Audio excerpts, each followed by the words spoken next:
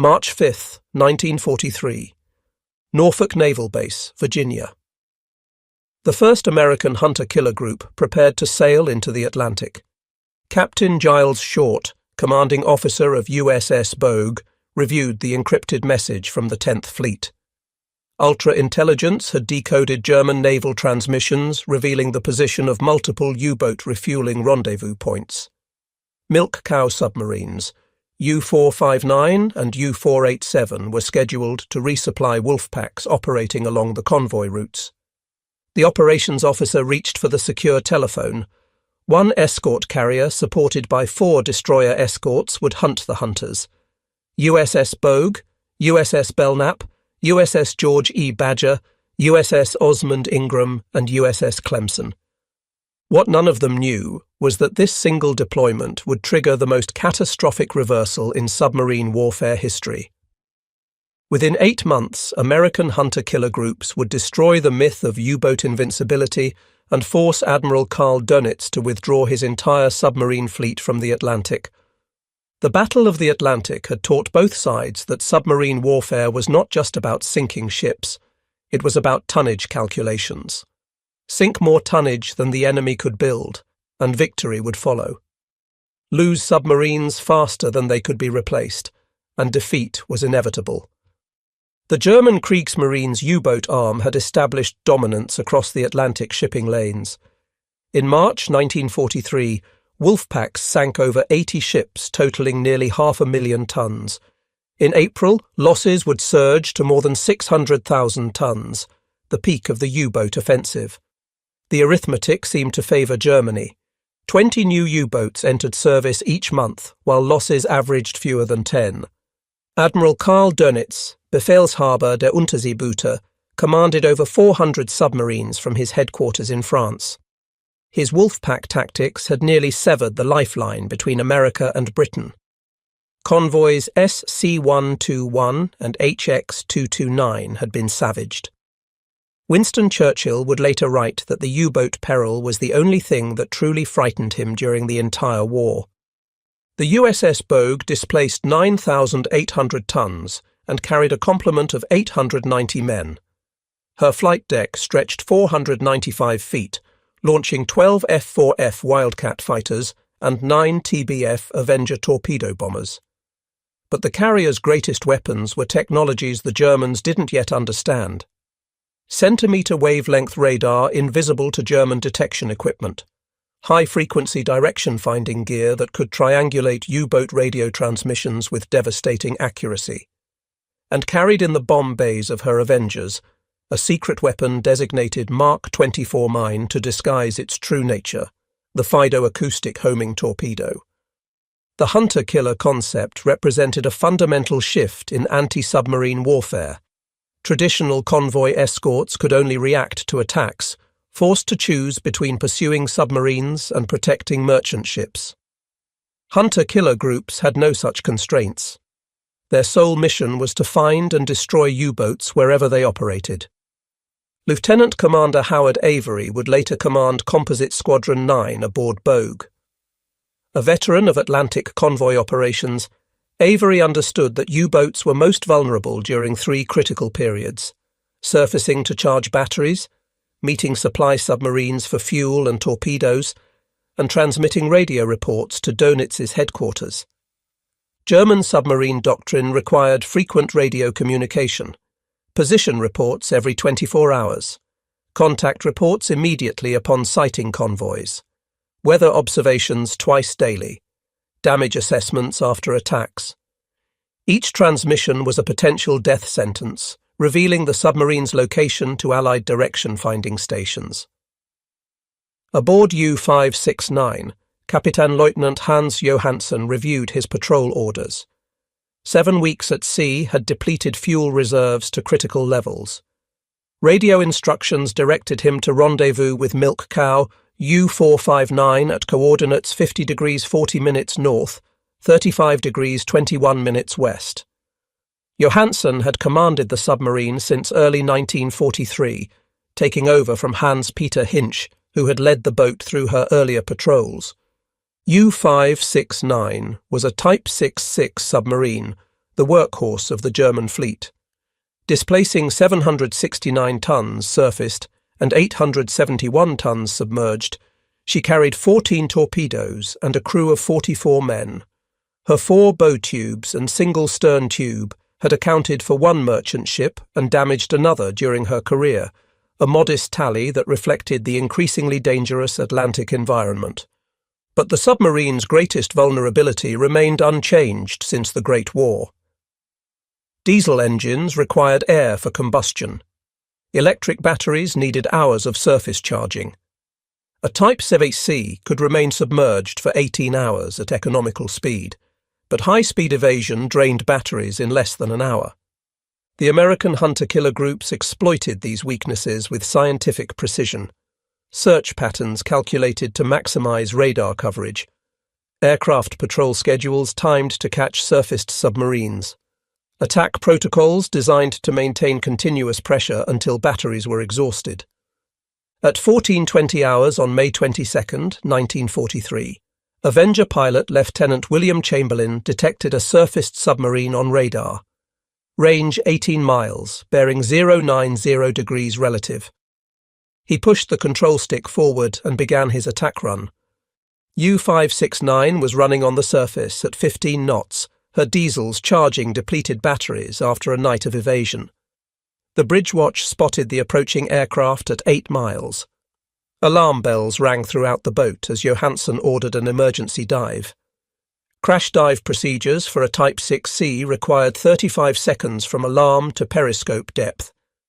Ballast tank vents opened, diesel engines stopped, electric motors engaged.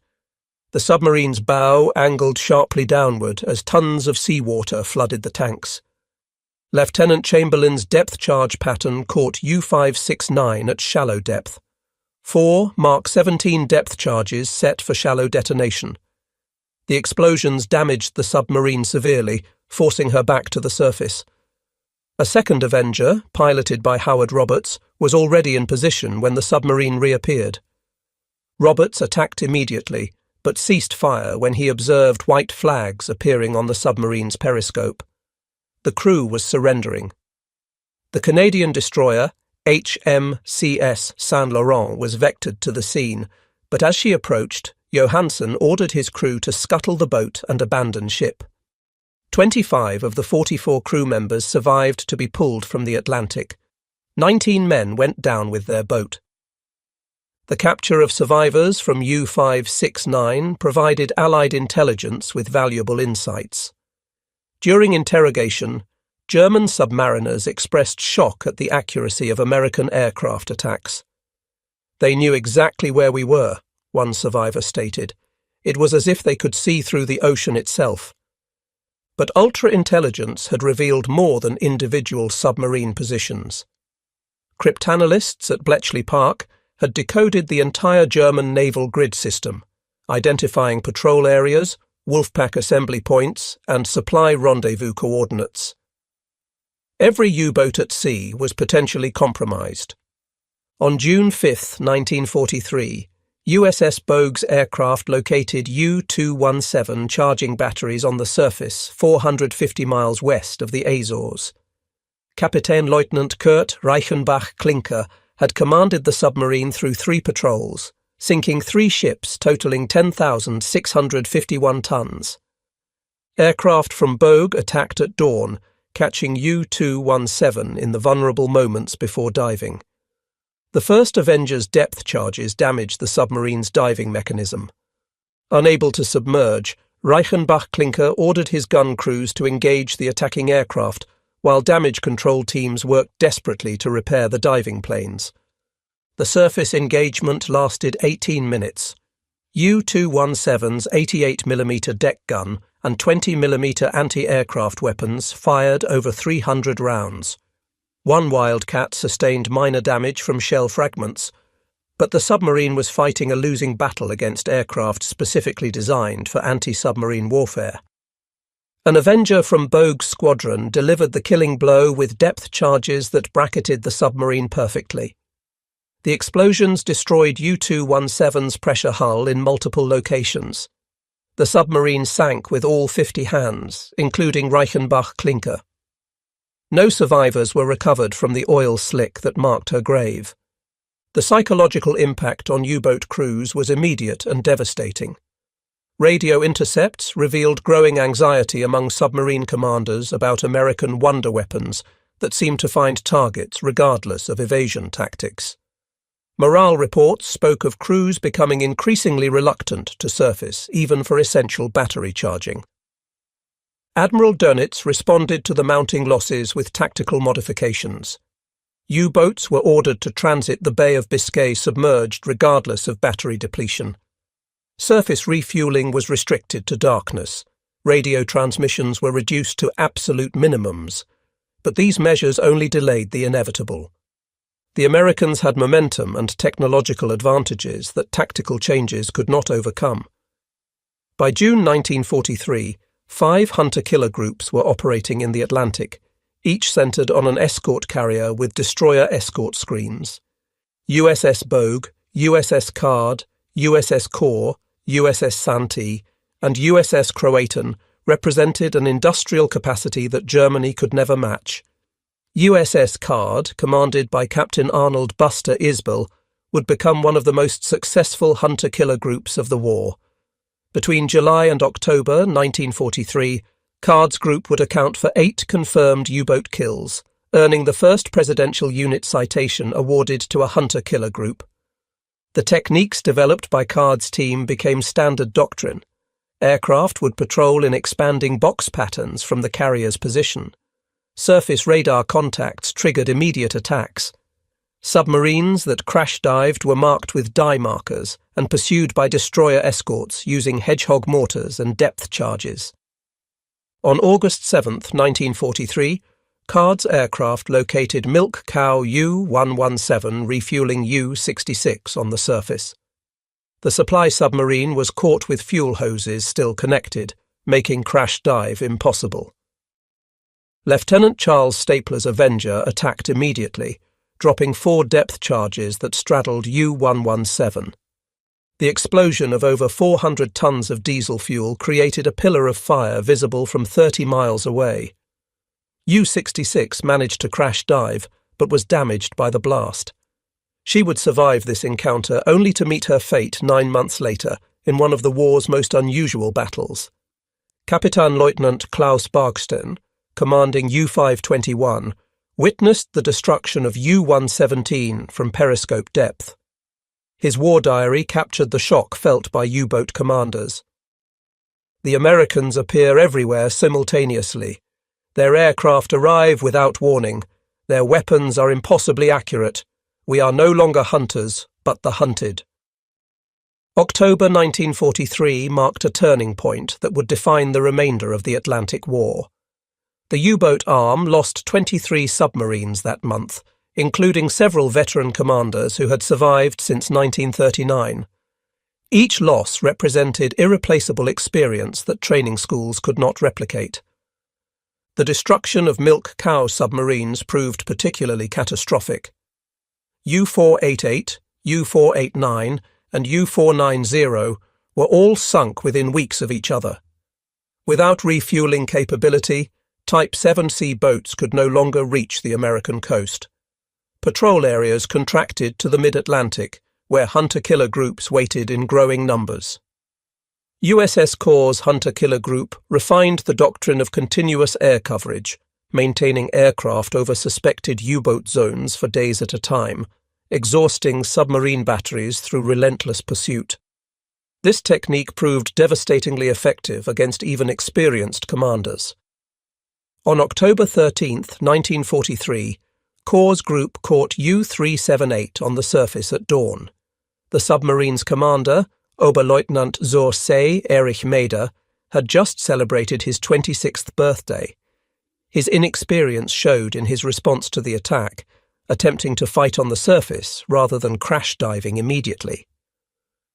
4 Wildcats strafed U-378, while 2 Avengers positioned for depth charge runs. The submarine's anti-aircraft gunners managed to damage 1 Wildcat before being swept from the conning tower by machine gun fire. Maeder ordered abandon ship as depth charges shattered the pressure hull. Only one survivor was pulled from the water. The brutality of these encounters shocked even experienced U-boat veterans. Korvettenkapitän Heinrich Bleichroth, one of Germany's top aces with 24 ships sunk, barely survived an attack by USS Block Island's aircraft in October 1943. His submarine, U-109, limped back to port with extensive damage. Bleichroth never sailed again, telling fellow officers, "The Atlantic has become a slaughterhouse."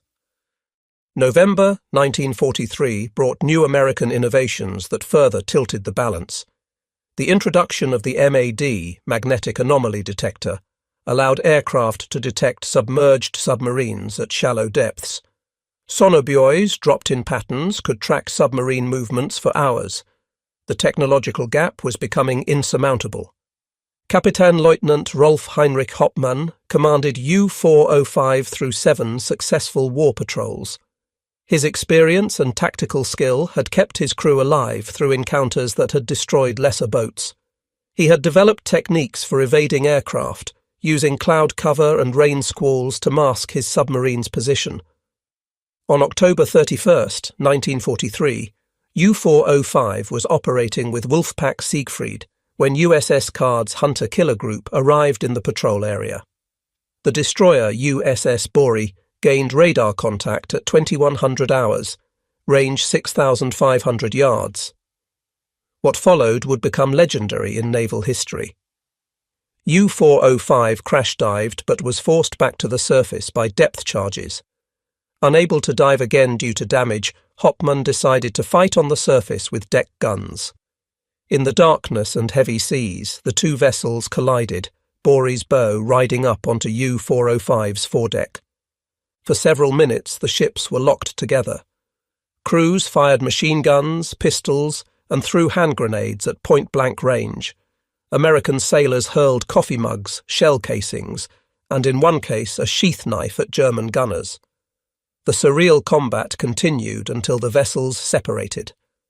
Lieutenant Commander Charles Hutchins, Bogue's captain, ordered all weapons to bear on the submarine. Over 4,000 rounds of ammunition were expended as U-405 attempted to escape. The submarine's conning tower was riddled with holes, her deck gun destroyed, and her hull punctured below the waterline. Hoppmann ordered abandon ship as U-405 settled by the stern. Only 8 of the 49 crew members survived the freezing Atlantic. Hoppmann was not among them. Bogue herself was mortally damaged in the encounter and would be scuttled the next day. The engagement demonstrated that even the most experienced U-boat commanders could no longer survive against determined hunter-killer attacks. The technological revolution enabling hunter-killer success extended beyond radar and homing torpedoes. Operations research scientists had developed optimal search patterns using probability theory. Acoustic analysis could distinguish individual submarine propeller signatures. Statistical models predicted U-boat behavior based on thousands of observations. High-frequency direction finding proved particularly devastating. German submarine doctrine required regular radio reports to coordinate Wolfpack attacks. Each transmission lasted only seconds, but that was sufficient for Allied stations to triangulate positions within a 2-mile radius. U-boat commanders faced an impossible choice: maintain radio silence and lose tactical coordination, or transmit and reveal their position. The Germans believed their Enigma encryption system remained secure. They didn't know that captured codebooks from U-559 in October 1942 had allowed British cryptanalysts to break the 4-rotor M4 cipher. Every operational order from Dönitz to his submarines was being read by Allied intelligence within hours of transmission. December 1943 saw the destruction of several veteran U-boats that had survived since the war's early days. U-172, commanded by Kapitänleutnant Hermann Hoffmann, had sunk 26 ships totaling 151,000 tons. Her crew was considered elite, having developed innovative tactics for penetrating escort screens. On December 13th, USS Bogue's hunter-killer group intercepted U-172 in the mid-Atlantic. The submarine had just transmitted a weather report, her position betrayed by direction-finding stations in Bermuda and the Azores. The first attack came from Lieutenant Junior Grade William Fowler's Avenger, dropping a FIDO homing torpedo that U-172's acoustic operator detected in time to evade. But evasion required high-speed maneuvering that drained batteries rapidly. Within 2 hours, 3 more aircraft had arrived to maintain contact. For the next 14 hours, U-172 played a desperate game of survival, surfacing briefly to ventilate the boat, then crash diving when radar detected approaching aircraft. At 0800 hours on December 14th, batteries exhausted and compressed air reserves depleted, Hoffman had no choice but to surface and remain surfaced. U-172's anti-aircraft guns engaged the circling aircraft, while damage control teams attempted futile repairs. The surface battle lasted 43 minutes. Destroyer escorts USS George E. Badger, USS Clemson, USS DuPont, and USS Osmond Ingram converged on the submarine's position, firing over 400 rounds from their main batteries. U-172's hull was penetrated in 17 locations before she finally sank. 46 of her 57 crew members were lost. 13 survivors were pulled from the water. During interrogation, they revealed the depth of despair among U-boat crews. The ocean has become a trap. We cannot hide, we cannot run, we cannot fight effectively. Every patrol is expected to be our last. By early 1944, the transformation was complete. The U-boat force that had nearly starved Britain into submission was now being systematically destroyed. January saw 19 U-boats lost. February, 20 more. March, 23rd. The arithmetic of destruction was relentless and accelerating. Young, inexperienced commanders were being sent to sea with minimal training.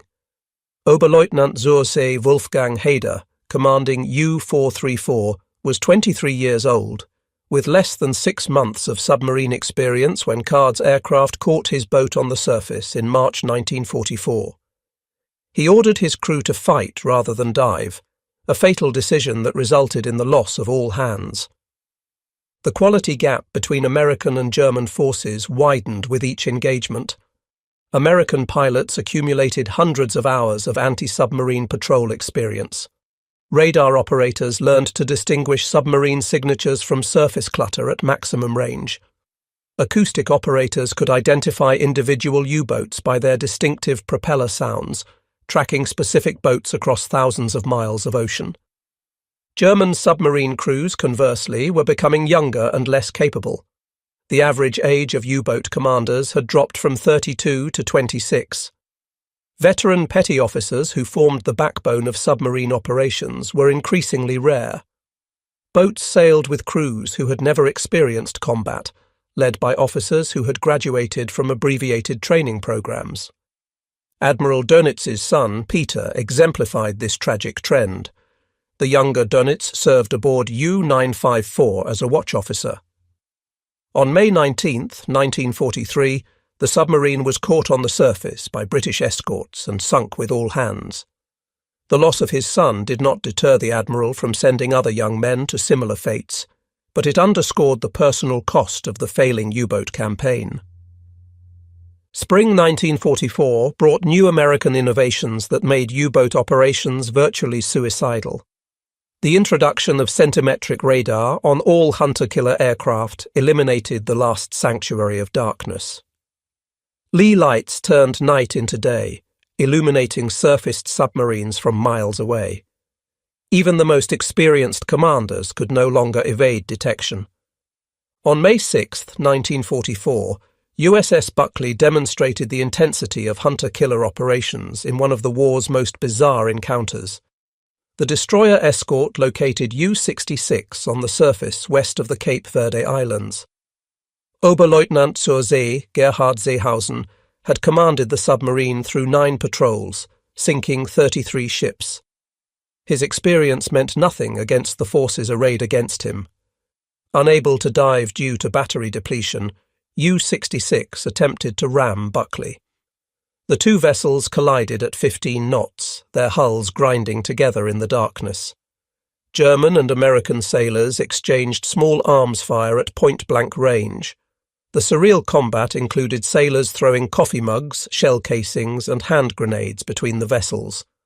Lieutenant Commander Brent Abel's crew fired 105 3-inch shells, 2,700 rounds of 20mm ammunition, and 418 rounds of 40mm shells in 16 minutes. U-66's hull was perforated in dozens of locations. The submarine sank with 24 of her 48 crew members. The hand-to-hand combat represented the death throes of an era when submarines could operate as surface raiders. The capture of U-505 on June 4, 1944, by Captain Daniel Gallery's hunter-killer group from USS Guadalcanal represented the ultimate demonstration of American dominance. The boarding party from destroyer escort USS Pillsbury descended through U-505's conning tower while the submarine was still underway, seawater flooding through damaged valves.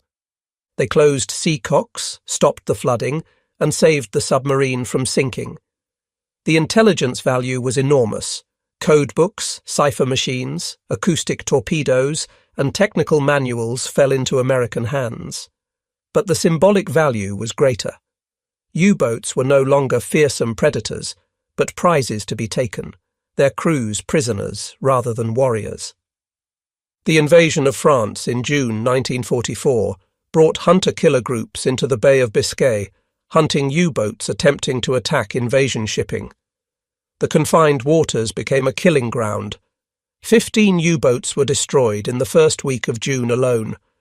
Survivors described attacks by dozens of aircraft simultaneously, making escape impossible. Captain Lieutenant Herbert Werner, one of the few U-boat commanders to survive the war, described the experience of facing hunter-killer groups. We would detect aircraft on our radar, crash dive, and within minutes hear the splash of sonobuoys above us. Then the escorts would arrive, maintaining contact for days. We would surface, gasping for air, only to find aircraft already waiting. It was systematic extermination. By August 1944, Dönitz ordered the evacuation of French bases as Allied armies approached. U-boats attempting to reach Norwegian ports faced continuous attack from hunter-killer groups positioned along their route. Of 31 boats that attempted the passage, 11 were destroyed. The survivors arrived with extensive damage and exhausted crews. The introduction of the Schnorchel breathing tube allowed submarines to run diesels while submerged at periscope depth, but this innovation came too late and proved inadequate. Schnorchel-equipped boats were still vulnerable to radar detection and could only make 6 knots while using the device. It represented a defensive adaptation, not a return to offensive capability. September 1944 saw the deployment of the most advanced hunter-killer technologies yet. The Mark 24 Fido torpedo had been improved with greater range and sensitivity. New Hedgehog mortars could saturate an area with contact-fused projectiles. Radar could detect periscope-sized objects at 5 miles. The technological mismatch had become absolute. Fregattenkapitän Günther Kuhnke, commanding U-10, witnessed the destruction of 3 other submarines in his wolf pack during a single night in October 1944. His war diary recorded, "The enemy possesses capabilities we cannot counter. They strike without warning, with perfect accuracy. We are not fighting men anymore, but machines that never tire, never miss, never show mercy."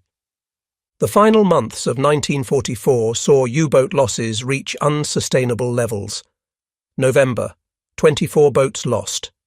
December, 27 boats lost. New construction could not keep pace with destruction. Training facilities were bombed. Fuel supplies dwindled. The U-boat force was dying, and everyone knew it. Yet Dönitz continued to send boats to sea, driven by Hitler's demands and his own refusal to accept defeat. Young men who should have been in school were given command of submarines after hasty training. Entire crews sailed on their first and last patrol simultaneously. The hunter-killer groups had transformed the Atlantic from a battlefield into an execution ground. The story of U-396 exemplified this final phase. Her commander, Oberleutnant zur See Ernst Günther Unterhorst, was 22 years old. His entire crew averaged age 20. They sailed from Norway in November 1944 and were detected by USS Card's hunter-killer group within 3 days. The pursuit lasted 18 hours. When U-396 finally surfaced, her batteries dead and air exhausted, she was immediately destroyed by waiting aircraft. There were no survivors. Winter 1944–45 brought the Schnorchel-equipped Type 21 submarines into service. These boats could sustain 16 knots submerged and possessed advanced sensors. But only 2 became operational before war's end. The hunter-killer groups had won the race against German technical innovation through sheer weight of numbers and systematic destruction of the existing U-boat force. The statistics told the complete story. In 1942, U-boats sank 1,160 Allied ships totaling 6.2 million tons. In 1944, they sank 132 ships totaling 773,000 tons. The hunter-killer groups had reduced German submarine effectiveness by 90%. At peak production, American shipyards launched over 140 Liberty ships per month, nearly 3 every 2 days, each carrying 10,000 tons of cargo. The tonnage war's arithmetic had become impossible for Germany. By March 1945, the U-boat force existed largely on paper. Of 463 boats nominally available, fewer than 60 were operational. Most remained in port, lacking fuel, torpedoes, or trained crews. Those that sailed faced certain destruction from hunter-killer groups that had perfected their craft through 2 years of continuous operations. The final humiliation came in April 1945, when U-546 attacked USS Frederick C. Davis, part of USS Bogue's screen. The destroyer escort sank, but within hours, U-546 was hunted down and destroyed by the remaining escorts. It was the last U-boat killed by Bogue's hunter-killer group, bringing her total to 13 submarines destroyed. Admiral Donitz's final war diary entry regarding submarine operations contained a bitter admission. The enemy's superiority at sea, particularly in the field of science and technology, has torn from our hands the most effective weapon we possessed. The submarine war has ended in defeat. The transformation had taken less than 2 years. In March 1943, U-boats had nearly severed the Atlantic lifeline, sinking ships faster than Allies could build them. By March 1945, the U-boat force was effectively extinct, its remnants cowering in ports or being methodically destroyed at sea. The hunter-killer groups had achieved this reversal through systematic application of superior technology, intelligence, and industrial capacity. They had transformed submarine hunting from an art requiring intuition and luck into a science demanding precision and persistence. Every aspect of anti-submarine warfare had been optimized through operational research and practical refinement. USS Bogue ended the war as the most successful hunter-killer group, with 13 confirmed U-boat kills. USS Card claimed 11. USS Card destroyed 6. These escort carriers and their screens had sunk more submarines than traditional fleet units could have imagined possible. But their greatest achievement was not in numbers, but in methodology. They had demonstrated that modern warfare would belong to nations capable of integrating intelligence, technology, and industrial production into unified combat systems. Individual skill and courage, while still important, could not overcome systematic disadvantage. The romantic era of submarine warfare, where a skilled commander could overcome material odds through cunning and determination, had ended forever. The shock experienced by German U-boat captains was not merely tactical, but existential. They had entered the war as elite warriors, the grey wolves who would strangle Britain's maritime lifeline. They ended it as hunted animals, trapped between an ocean they could no longer hide in and a homeland they could barely reach. Korvettenkapitan Peter Creamer, one of only a handful of U-boat aces to survive the war, would later write, "We had no answer to the hunter-killer groups.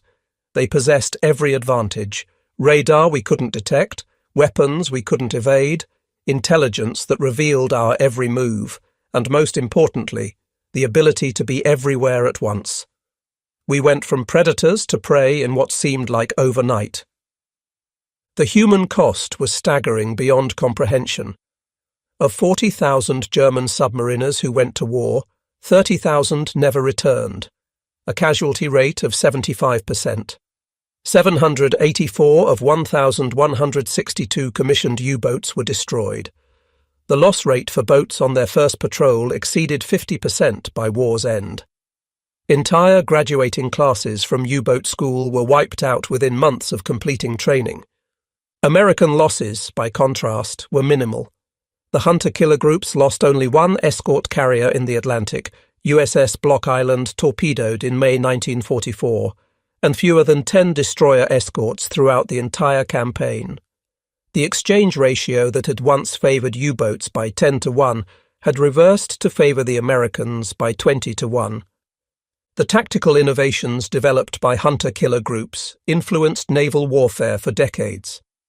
The integration of air and surface assets, the use of intelligence to direct operations, the application of operational research to optimize tactics, all became standard doctrine in modern navies.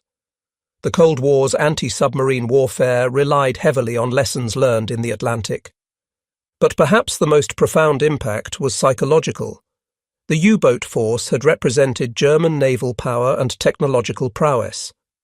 Its destruction by American hunter-killer groups demonstrated that industrial capacity and scientific advancement would determine future conflicts.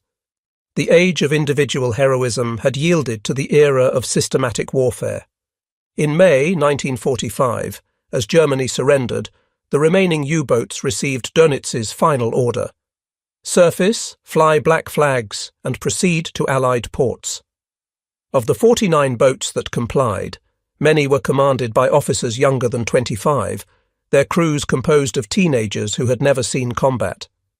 They surrendered to hunter-killer groups that had been preparing to destroy them with the same methodical efficiency that had characterized the entire campaign. The last operational U-boat patrol ended on May 7, 1945, when U-320 was sunk by British escorts.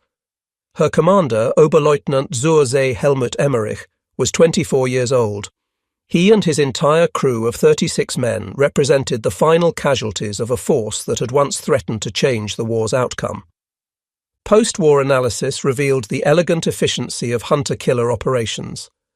Search patterns had been optimized using probability theory. Weapon delivery was calculated to maximize kill probability while minimizing ammunition expenditure. Communication intercepts were correlated with operational patterns to predict U-boat behavior. Every element had been refined through rigorous analysis and practical application. The greatest shock for German U-boat captains was not the loss of tactical superiority, but the speed and completeness of its occurrence. In March 1943, wolfpacks had nearly severed Atlantic supply lines. By November 1943, U-boats were being hunted to extinction, their bases under constant surveillance, their communications compromised, their every movement predicted and countered. This reversal occurred not through any single technological breakthrough, but through the systematic integration of multiple advantages: radar that could detect submarines day or night, aircraft that could patrol for hours hundreds of miles from base, weapons that could find targets regardless of evasion attempts, intelligence that revealed enemy intentions before they were executed, industrial capacity that could replace losses faster than the enemy could inflict them. The hunter-killer groups had written the first chapter of modern naval warfare, where victory was determined not by individual courage or skill, but by systematic superiority across multiple domains. They had transformed the Atlantic from a vast hiding place into a transparent battlefield where every movement was observed, every transmission intercepted, and every mistake punished with destruction. Admiral Dönitz would spend 10 years in Spandau prison as a war criminal, contemplating the destruction of the force he had built and led. His post-war memoirs contained a telling passage. "I had believed that courage and determination could overcome material disadvantage. The American hunter-killer groups taught me that in modern war, technology and industrial capacity are decisive. We were not defeated by better sailors, but by better systems."